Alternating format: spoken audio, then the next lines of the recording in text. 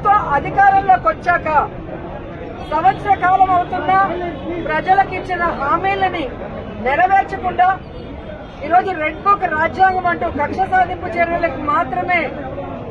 వాళ్ళు ఏ విధంగా కన్ఫైన్ అవటమే కాకుండా ఈ రాష్ట్రాన్ని దాచుకుంటూ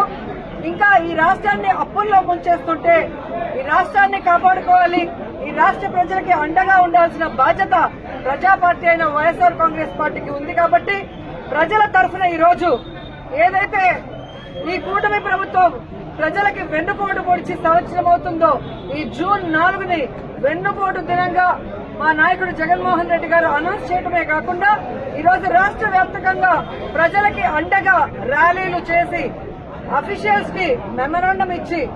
అది ప్రభుత్వానికి అందజేసి వాళ్ళు ఇచ్చిన హామీలని వాళ్ళ మేనిఫెస్టోని నెరవేర్చమని డిమాండ్ చేస్తున్నాం. అవి నెరవేర్చకపోతే వదిలే ప్రసక్తి లేదు అని కూడా ఈ సందర్భంగా హెచ్చరిస్తున్నాం.